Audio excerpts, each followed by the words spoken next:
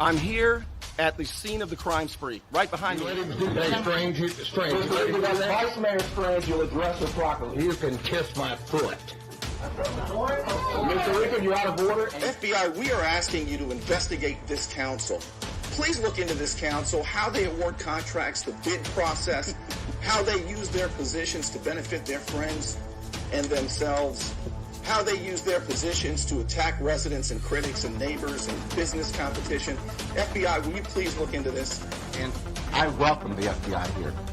If you notice, Mr. Thompson with his plea for the FBI and his watchdog group, this city runs the cleanest in this whole county. I guarantee He that. was served a federal subpoena this morning. Did receive a subpoena this morning, and we're going to cooperate 100% with the subpoena. And Most of you who were involved up here, you gaslighted me. You tried to say I was crazy. And now we know that that's not true. And there's a lot of other issues I've been asking about as well.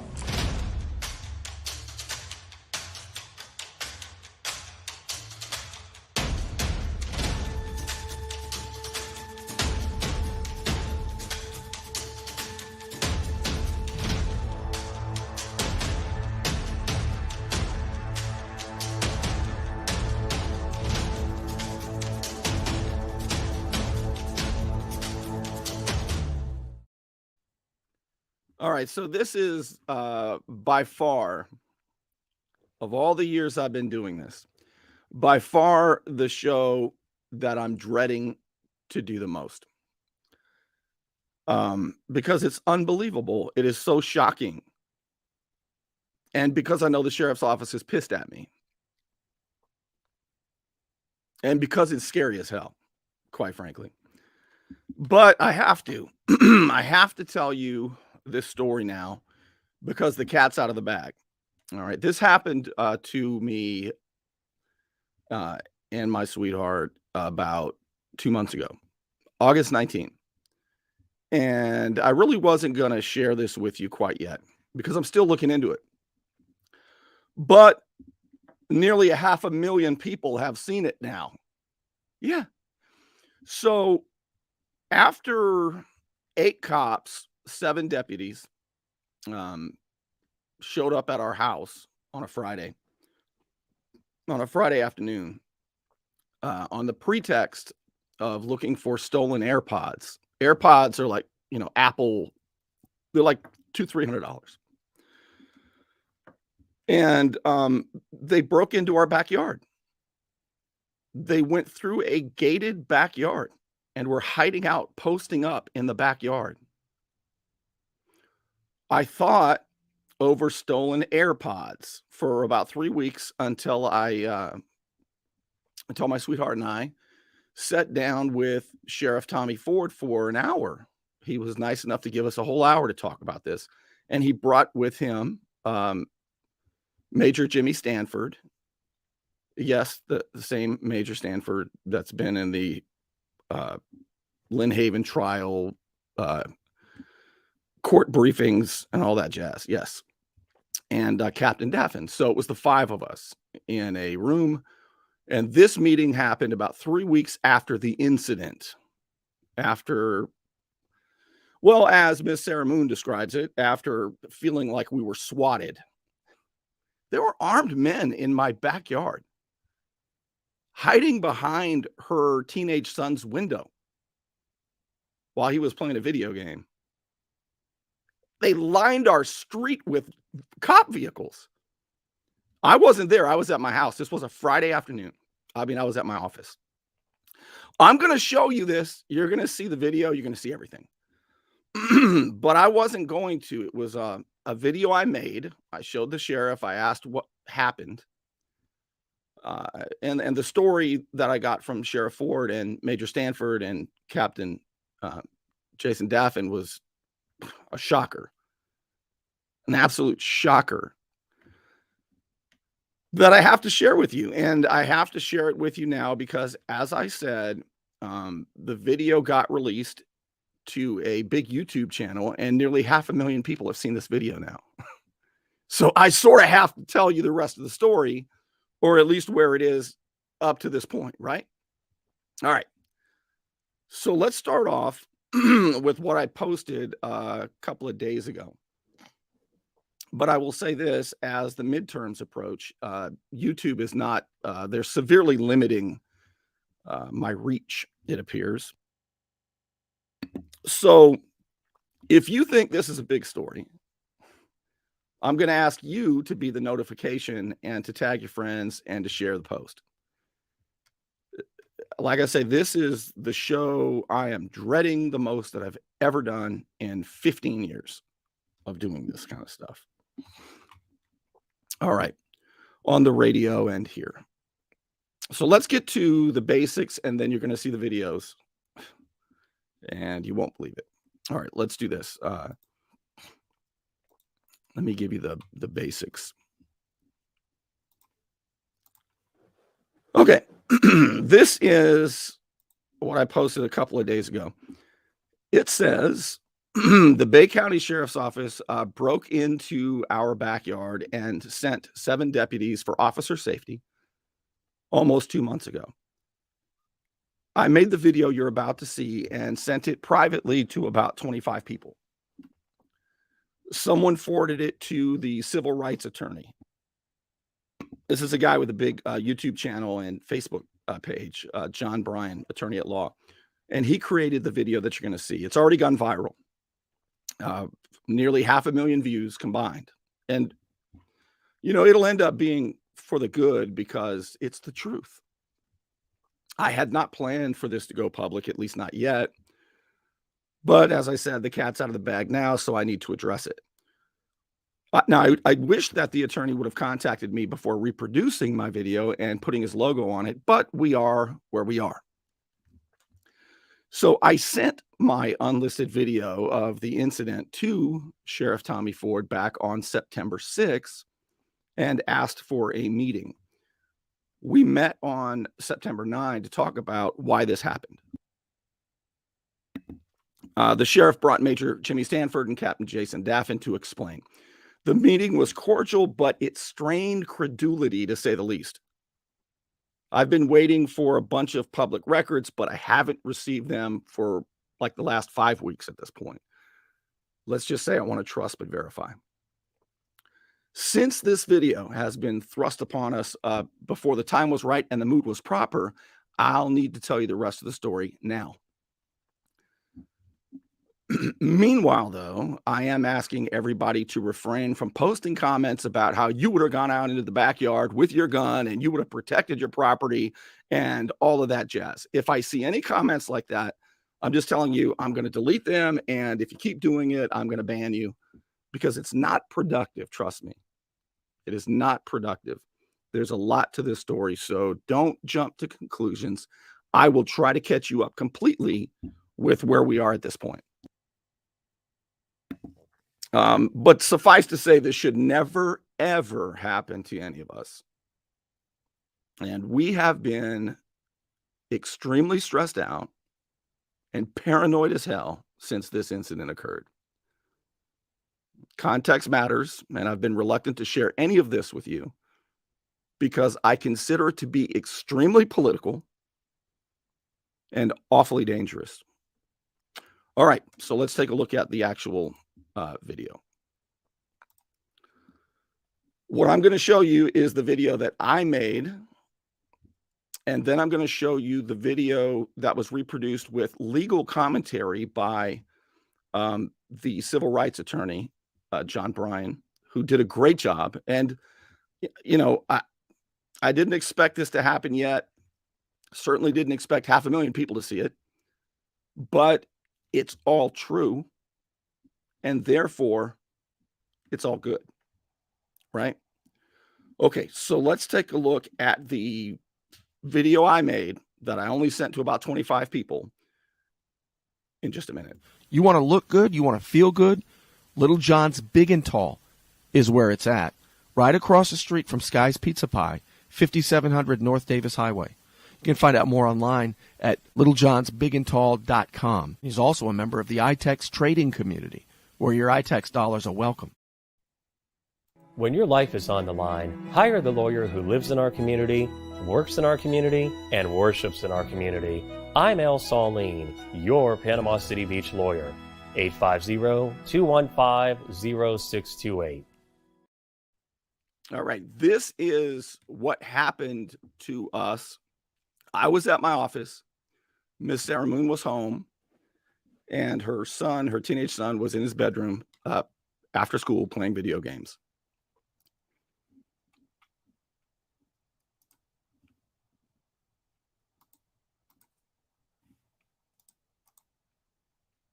There you go.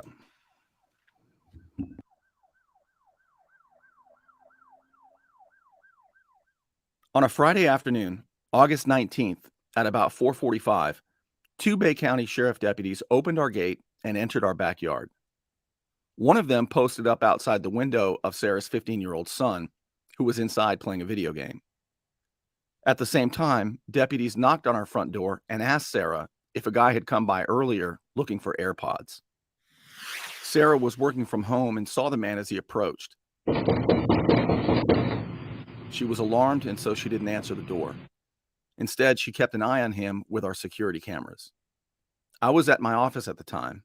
She sent me the videos, and I told her to keep the doors locked and let me know if he comes back.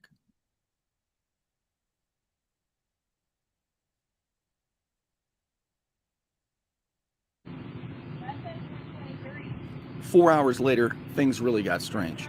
Two deputies entered our closed gate and snuck into our backyard.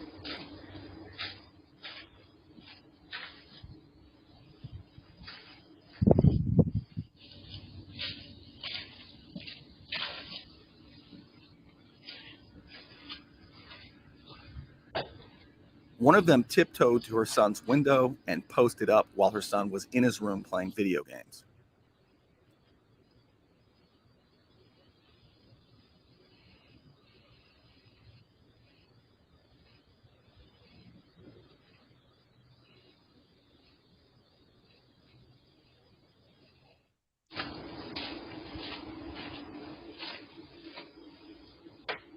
Meanwhile, law enforcement lined our street and 8 officers responded to this call about stolen AirPods.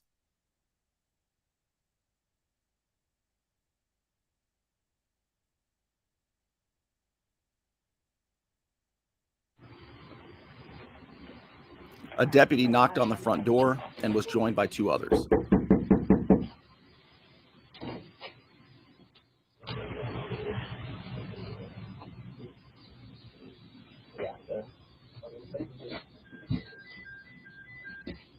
When Sarah answered, she feared the worst. She thought that they were there to deliver bad news. She asked them who died. She thought maybe the guy came to my office and killed me. They asked her to step outside and began asking about the stolen AirPods.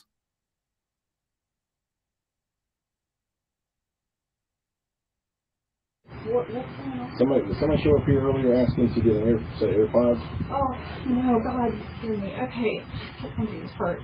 No, but I have video of somebody banging on my door. Let's all have video of it right here and right here. Yep.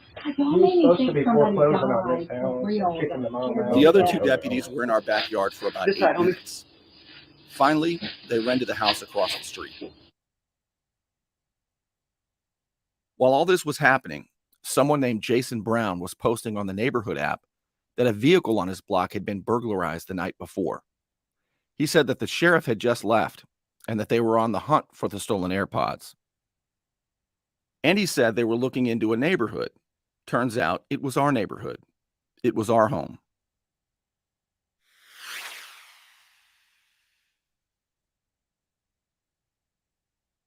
He said someone was in custody already. Jason Brown posted that he had an event for Relief Skate Supply. He said it went well. The next day, Sheriff Tommy Ford also posted about Jason Brown's event. 2 days later, another man came knocking on our door. The first guy claimed that his AirPods were pinging from inside our home. This guy appears to be doing the same thing.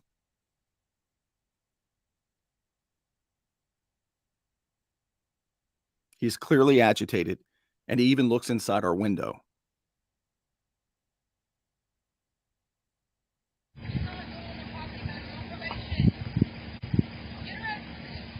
Again, I was at my office when this happened, and Sarah sent me the video. Now we were really concerned. So I called the sheriff's office and asked to send a deputy so she could file a report. Deputies showed up soon afterward, and they took a report.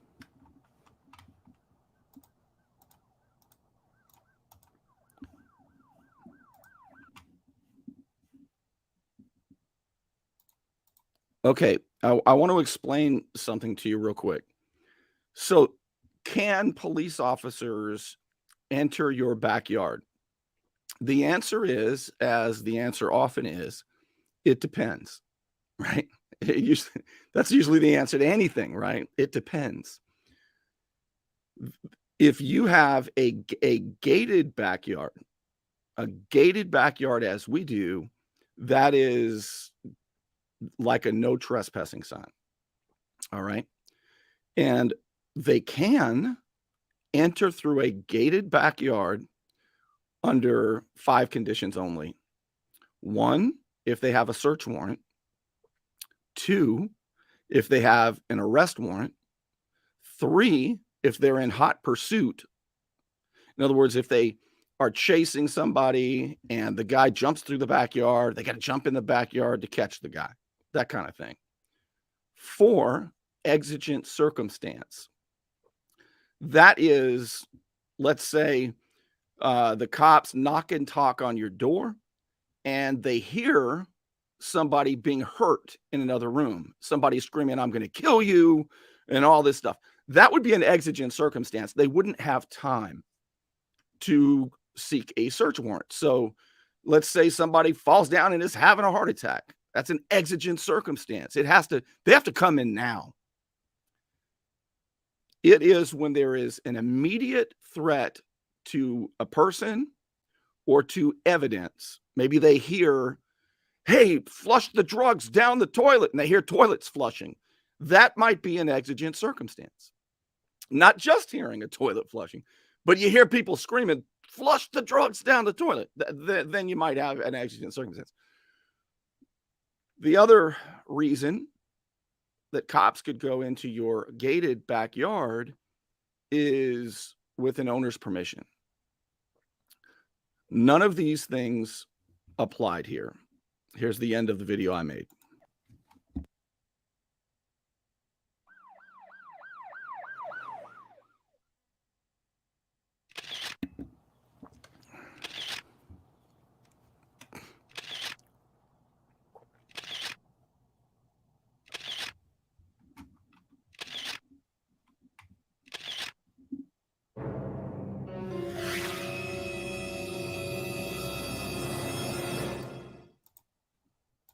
Okay, so that was my unlisted video that I sent to about 25 people, including Sheriff Tommy Ford. He saw it, and then he had a meeting with us about 3 weeks after that incident. And because we are where we are right now, I will explain to you the reasons. And Sheriff Tommy Ford and Major Jimmy Stanford and Captain Jason Daffin, they all sat down with us for about an hour at the sheriff's office. And they explained what really happened that day. What really happened that day was a lot more serious. Now, I didn't know about this. Nobody called me and told me. They used to. But I don't hear from them anymore. They're very mad at me. They're very, very mad at me for reporting to you what I see in the Lynnhaven case. So this also, by the way, was the day before. This was 3 days before the election. And if you remember, Sheriff Tommy Ford was endorsing Griff Griffiths for state representative. And I was all over Griff Griffiths, calling him grifter.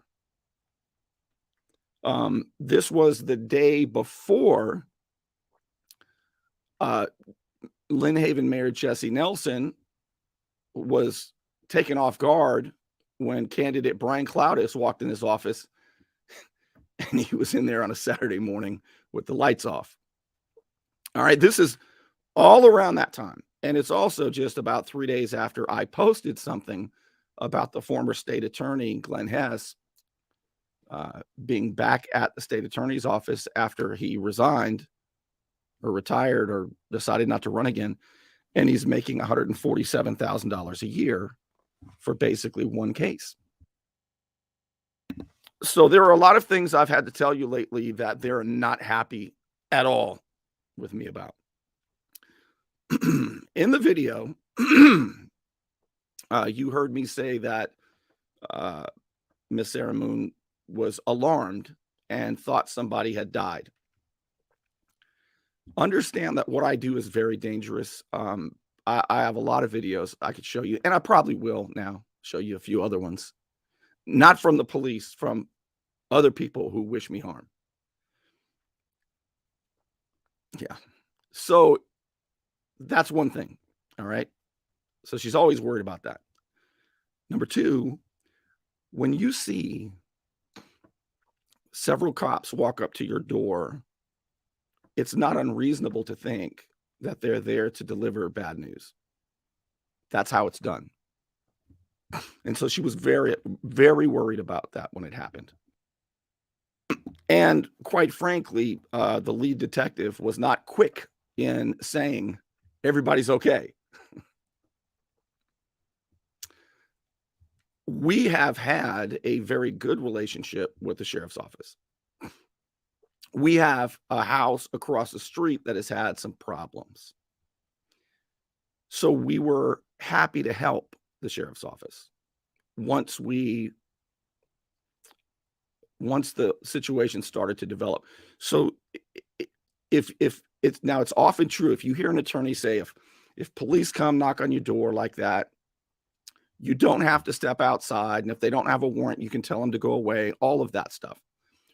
Understand that that wasn't the position we were in. Okay. We were happy to talk to them. And I still am, by the way. But what they did was illegal, and I'll tell you why. Let's do this. Before I show you the video that the civil rights attorney made, where he explains why this was illegal and now has nearly 500,000 views, I want you to see that before I continue this conversation. But first, a word from our sponsors. Don't let back pain and neck pain get you down. Find relief at Brown Chiropractic Center on St. Andrews Boulevard in Panama City. Dr. Sherry Brown helps people heal naturally with chiropractic adjustments and deep tissue massage. Call 769-3777. It's a hot time in Florida, and my friend Ryan can make sure your air conditioning is running at peak efficiency. He could even install a new one, built to a higher standard, American standard. Find out more at pcairrepair.com. Okay, so let's see here. How do I want to show you this? I think what I'm going to do is pull it up on YouTube. So let me pull up, and you can do this as well if you want to follow his channel. It is The Civil Rights Attorney. He's got a big channel on YouTube.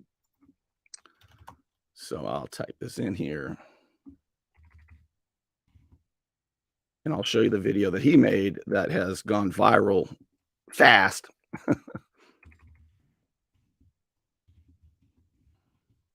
The civil rights lawyer. I'm sorry, the civil rights lawyer. You're not going to believe this.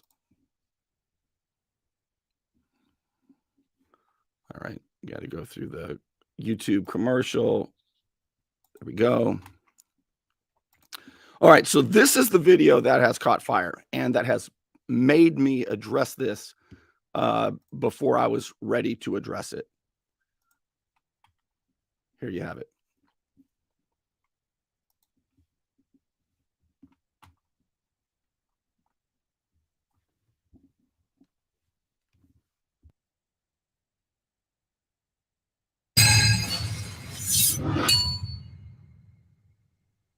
Yes, more cops and surveillance cameras. It's sort of like a tornado in a trailer park or a moth to the flame.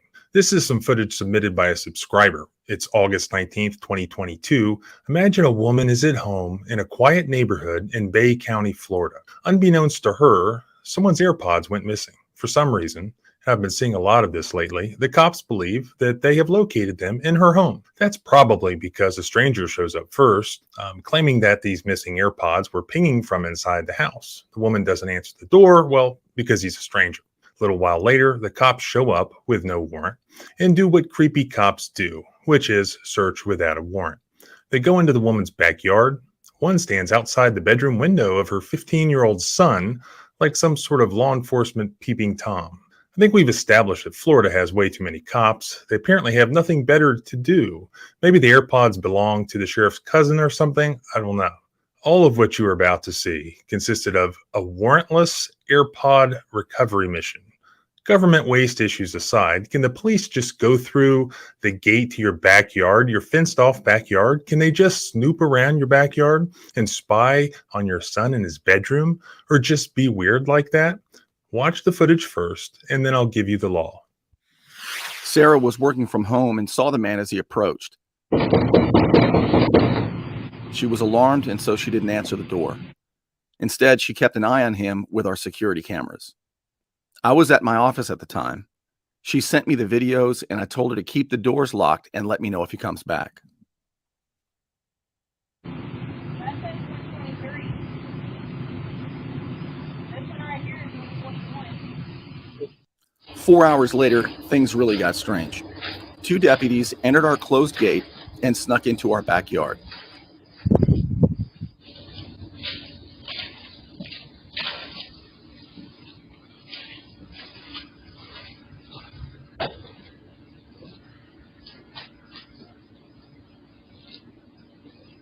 One of them tiptoed to her son's window and posted up while her son was in his room playing video games.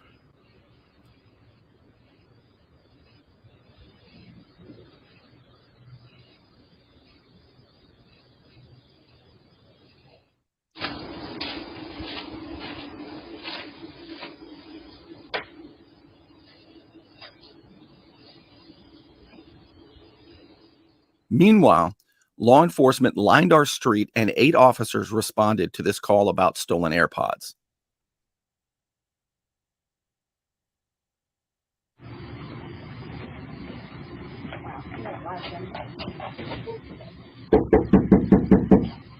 A deputy knocked on the front door and was joined by 2 others.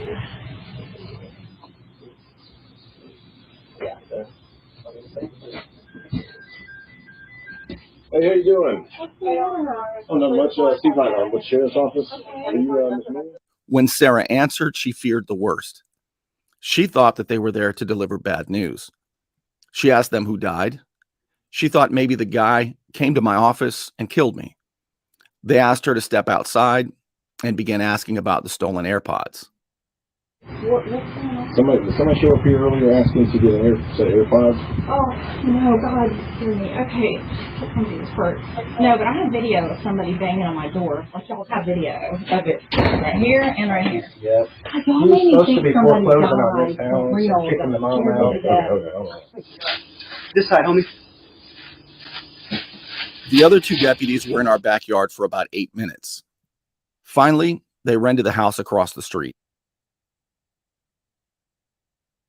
There was apparently no warrant here, but the cops didn't go inside the home. Does that matter? For the too long won't watch types, I'll save you some time and let you get back to your funny animal video. Cops need a warrant, even in your backyard, with only a couple of limited exceptions, none of which appear applicable here. You're free to go. For the rest of you, let me explain. According to the 1984 U.S. Supreme Court opinion in Oliver versus United States, the heightened Fourth Amendment protections of your home extend beyond just the interior of your home itself into what's called the curtilage of the home, which is the land immediately surrounding and associated with your home. Because according to the Supreme Court, the curtilage is considered part of the home itself for Fourth Amendment purposes. Now, in 2013, the Supreme Court opinion of Florida versus Jardines, the court held that a search undoubtedly occurs when the government, without a warrant, obtains information by physically intruding within the curtilage of a house, which in that case involved a home's front porch and a drug dog. The court cautioned that a search occurs unless I just want to pause this for a second. Hey, Jason Christopher Everett, I don't know you, and don't ask a lot of personal questions. I'm seeing, is this your home? Is this your wife? That type of stuff. I don't like it. You know, those may be innocent questions to you, but I don't appreciate it. So do not ask her any other questions like that. All right. A homeowner has explicitly or implicitly sanctioned the government's physical intrusion into the constitutionally protected area, i.e. the yard and or front porch of the home. Under the, quote, knock and talk exception to the warrant requirement, a police officer not armed with a warrant may approach a home and knock and seek to talk with the individual precisely because that is no more than any other private citizen might do. So this means that there is an implicit license, supposedly, to approach the home by the front path, knock promptly, wait briefly to be received, and then, absent an invitation to linger longer, leave. An officer may also bypass the front door or another entry point usually used by visitors when circumstances reasonably indicate that the officer might find the homeowner elsewhere on the property. Critically, however, listen to this, the right to knock and talk does not entail a right to conduct a general investigation of the home's curtilage. The 11th Circuit, which applies to Florida specifically where we are here, has warned police officers, look at the case of U.S. versus Maxey from 2018, that their right to just go up to a citizen's front door and knock and talk does not include inviting armed men into the homeowner's yard to, quote, launch a raid or even to, quote, conduct a search. So the only possible justification for this behavior would be circumstances of hot pursuit. Under the hot pursuit doctrine, police officers may enter a premises without a warrant when they are in hot pursuit of a fleeing suspect. What is that? A hot pursuit means some sort of chase. The Supreme Court has indicated that a claim of hot pursuit is unconvincing where there's no immediate or continuous pursuit of an individual from the scene of a crime. You can look at United States versus Fuller, 11th Circuit, 2014.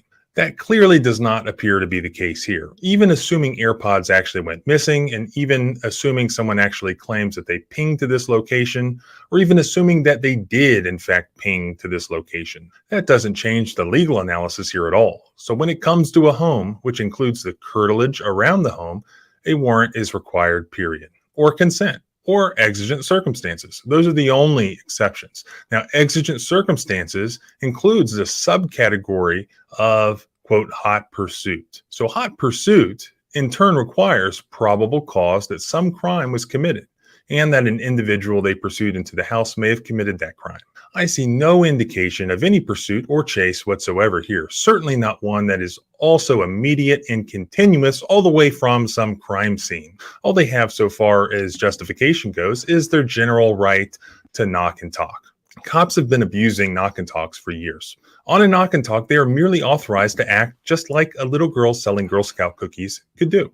As I explained in a previous video about this law, knock and talks, police have an implied license, just like anyone else, to come out and just knock on your door and talk to you. Again, just like Girl Scouts. But you have to understand this. You can revoke that implied license by asking them to leave, or even by putting up no trespassing signs or some sort of no cops allowed sign. They're not going to inform you that you don't have to talk to them. They're not going to inform you that you can ask them to leave, but you can. But they're not going to tell you because they want you to think that you have no choice but to interact with them and answer their questions. Know your rights. Tell them to leave and to go pound sand if that's what you want. Something I learned in my years of criminal defense practice, generally speaking, the cops want to talk to you because they have no evidence against you. They're required by law to have evidence in order to get a search warrant or an arrest warrant, and they need you to provide that evidence for them. Anytime that you're tempted to provide this evidence for them, just think of a taxidermy fish on the wall mounted with a plaque that reads, "If I had only kept my mouth shut." As always, thanks for watching. Make sure you subscribe if Okay, now I'm going to tell you what Kurt is asking me for. Kurt Yinger is an old high school friend. I see it, Kurt, and a longtime officer investigator who has all the scars to prove it. Kurt, I see you. Kurt says, I don't like this attorney. I want to hear the other side from the officers. I get that, Kurt. I do. And obviously this attorney's not big on quote cops. I have been and remain the biggest defender in the media of the office of sheriff. The sheriff's office is the highest ranking constitutional constable in the county. It is so important to defend liberty. And the role of sheriff remains the same as it was back in the Robin Hood days with the Sheriff of Nottingham. I'll explain. The sheriff's job, one of his jobs, the office of sheriff, is to stand in between the sovereign, the sovereign and the people. And so back then, the sheriff would protect the king, the sovereign. But in America, the people are sovereign. And the sheriff is supposed to protect the sovereign still to this day. But in America, we, the people, are the sovereign. The sheriff's office is an important part of liberty. And I'm the biggest offender of the office of sheriff. In this case, they were wrong. And Sheriff Tommy Ford is wrong. And Major Jimmy Stanford is wrong. And I'm going to tell you what they told me, so you'll know exactly. 3 weeks later, what was explained to me. So remember, that happened on August 19. The important legal analysis is this. There are only 5 reasons that they can come into a gated yard. Coming into a gated yard, is just like coming into your home, a gated yard, especially in your curtilage, which is the immediate area surrounding your house. Think of it as like, what do they call it? When people get too close to you, personal space. Think of it as personal space. Proxemics, man. You're getting too close to me, right? So your curtilage is like your house's personal space. And so without a search warrant, an arrest warrant, for a hot pursuit, or exigent circumstance, or owner's permission, they can't come in. So after that happened, I stewed on it for a while. Especially understand the context of this, how angry the sheriff's office is with me right now. There's a lot that I don't tell you. My relationships with them are very strained right now. It's extremely upsetting. All right. And I'm not going to get into all of that. So there's a lot of context here. There's a lot of politics here. There's a lot of the whole FBI investigation. It's getting the Lynn Haven case, which has caused the rift between the sheriff's office and me, evidently, is getting hotter, and it's about to explode. It's getting so hot before the trial. You'll see. So there's a lot of context here. I believe this is now, I'm going to give you my opinion, then I'm going to get back to the facts. I believe this was a message. And we have been very upset about it since it happened. All right, now back to the facts. So those are the only times that they can come in.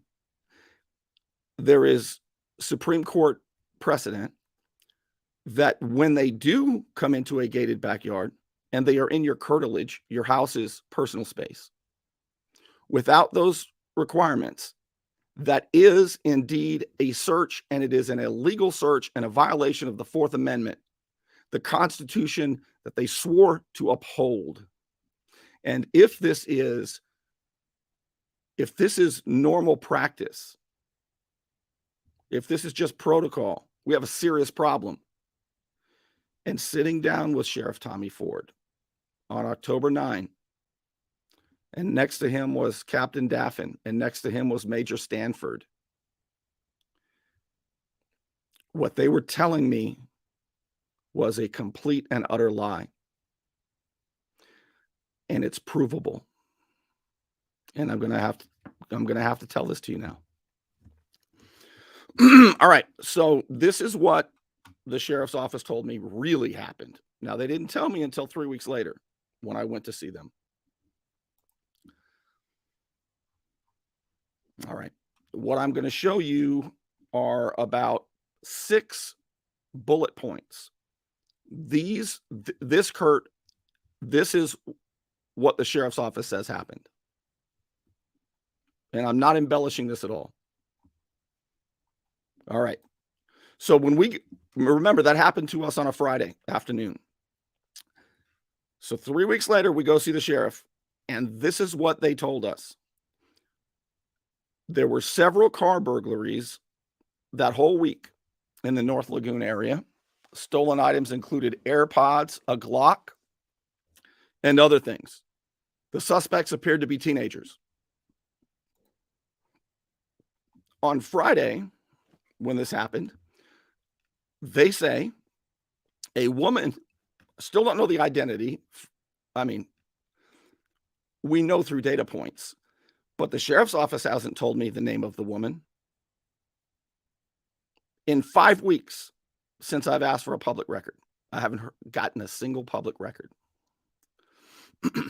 So they say that right before they came to our home, that a woman called the sheriff's office and said that she had retrieved the AirPods from a female at our house. She described our home. Okay. Based on that information alone, deputies assumed that the stolen Glock was also at our home, and Sarah's teenage son became the main culprit, the main suspect. Even though the Glock was stolen on one day, the AirPods were stolen on another day, and they were different cars, different victims. The deputies assumed, since some woman called them and said that she got the AirPods from our home, that the Glock has to be in the home, and her 15-year-old son is now the suspect. This is what Sheriff Tommy Ford told me. The exigent circumstance, they said, authorized deputies to sneak into our gated backyard to prevent the suspect from escaping out the back door and for officer safety. And Major Stanford said that he would have sent 25 deputies for officer safety. That's how dangerous Bernie Thompson, Sarah Moon, and her son are. That's what they told us. About 8 minutes after they knocked on the door, so the deputies were in the backyard for 8 minutes. Okay. After 8 minutes of talking to Sarah at the front door, deputies, this is according to the sheriff now, this is what they told us. Deputies realized they were at the wrong house, is all. And later on, they gave chase and arrested 2 teenage males right outside our neighborhood that had fled from the house across from us, they said. And one had the stolen Glock in his backpack. Okay. So 5 weeks ago, I made a public record request for all reports, badge cams, communication, dispatch records, etc. And so far, I haven't received a thing. If you notice, the deputy in the pink shirt outside the teenage boy's bedroom, he was not talking on a radio. He was talking on his phone. He was communicating on his phone. So I've asked for those records. I know they like to communicate via WhatsApp. I would, since I can't get any radio dispatch because they didn't use the radio, they were using another way to communicate during this exigent circumstance. I want to see it all and see if it matches up. And I'll tell you now, it does not match up. Doesn't match up at all. Now, how do I know for sure that this was not an exigent circumstance. After all, and I haven't confirmed this, but I doubt it's true. But even if it is true, it doesn't change this. Even if the deputies were at the wrong house, they knew it was my house. They knew it was us. They know us. All right? These people know us. Jimmy Stanford, Sheriff Ford. They know us in a professional capacity pretty well. I believe that 9 months ago, they would have simply called me and say, hey, Bernie, we need your help. That didn't happen.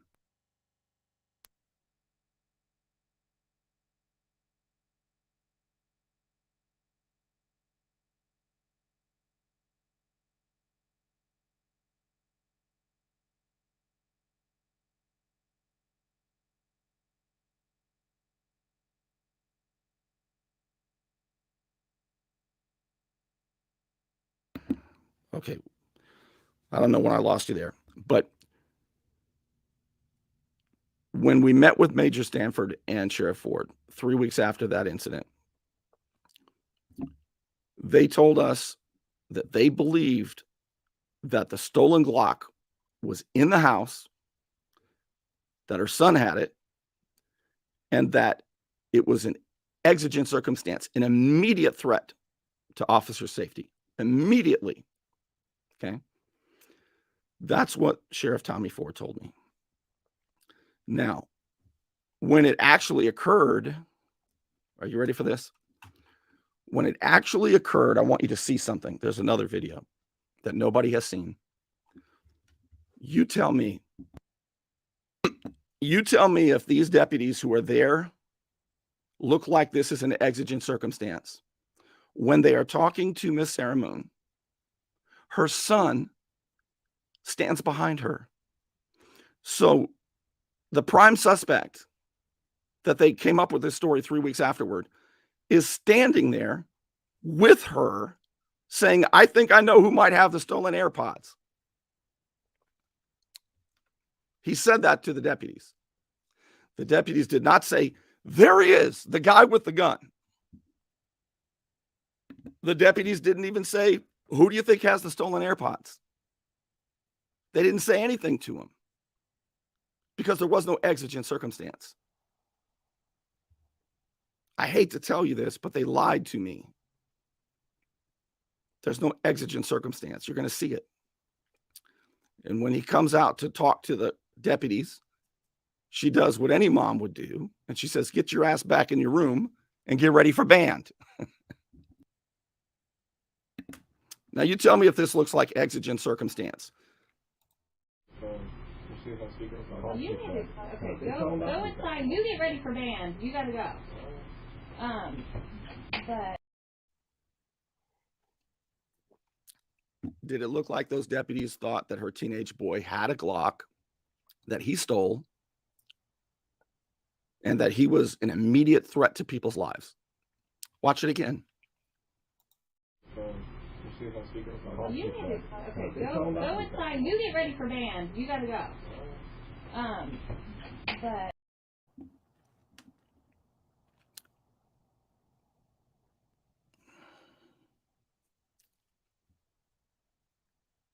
Imagine the sheriff telling you that. Imagine how I feel. Imagine Major Jimmy Stanford and Captain Jason Daffin saying, we thought that Sarah's son had stolen a Glock and he was about to use it. Really? Let's take a look again. you need to, okay, go inside. You get ready for band. You got to go. But Something else is going on, and I don't know what it is. I don't know what it is, but it's terrible. I have ideas what I think's going on, but I'm not going to share that. Instead, I'm going to focus on this. I'm going to focus on the public record request that I made 5 weeks ago and maybe all the communication and all the badge cams and everything else. And the woman who called, remember this part, right here. On Friday, a woman called the sheriff's office. This is what they told us three weeks later, and said that she had retrieved the AirPods from a female at our house. Major Stanford said they described your home. We thought it was in your home. They thought the Glock was in our home because some woman called that we still don't know her name and said that she had retrieved AirPods from Miss Sarah Moon. You think Miss Sarah Moon's stealing AirPods? You think that we're going to steal a Glock and escape out the back door? The sheriff's office knows better. The sheriff's office is very pissed at me for reporting. I've lost friends. I've lost, again, in my career, I have lost friends for reading to you the briefs and telling you what's going on in the Lynn Haven case. They want me to shutteth the F up in this public corruption case that is crumbling, falling apart, because, as the judge said, they are acting in a reckless fashion, and the case has gone from about 80 counts down to 5. And there's a reason for it. Because the sheriff's office doesn't want to be pulled up on the stand and put under oath.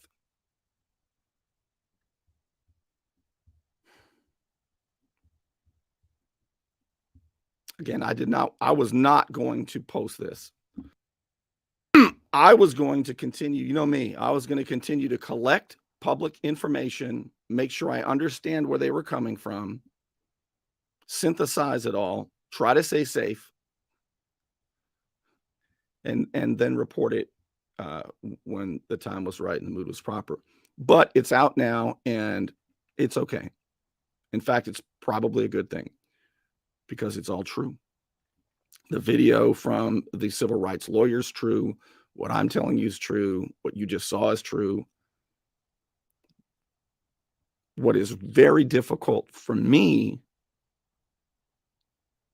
is to know that what Sheriff Tommy Ford and Major Stanford and Captain Daffin told me is absolutely not true, and they know it. That's the hard part. I told you that doing this is dangerous, and you know, it's I'll tell you this, and then I'm going to get out of here. There are a lot of people who were might still be under FBI investigation. These are public officials and contractors even, who are very angry that my reporting partially led to the subpoena, the federal subpoena delivered 2 years ago, to Panama City Beach, and all of the elected officials had to comply. So there are people who are involved in massive corruption, public officials, who don't want me around. All right, so it's dangerous. So there are bad guys who want to hurt me. But when you start to think that maybe the cops also don't want you around, you become an Alfred Hitchcock character. See, Alfred Hitchcock used to do this. Who remembers the movie North by Northwest with Cary Grant? Do you remember Cary Grant running in the field and the aircrappers coming overhead? You remember that? Oh, man, I love that movie, North by Northwest. If you haven't seen North by Northwest, you got to watch North by Northwest. And one of Alfred Hitchcock's favorite gimmicks was when, see, if the bad guys want to hurt you, you can go to the cops, right? Think of a movie character. And if the cops want to hurt you, you can go to the mob and get protection. But if they both want to hurt you, you find yourself in an Alfred Hitchcock movie. And it is extremely stressful in real life. I'd rather it be a movie. So I don't know what's going on, but I know that there was no exigent circumstance, as you saw very clearly. So why did they break into our backyard?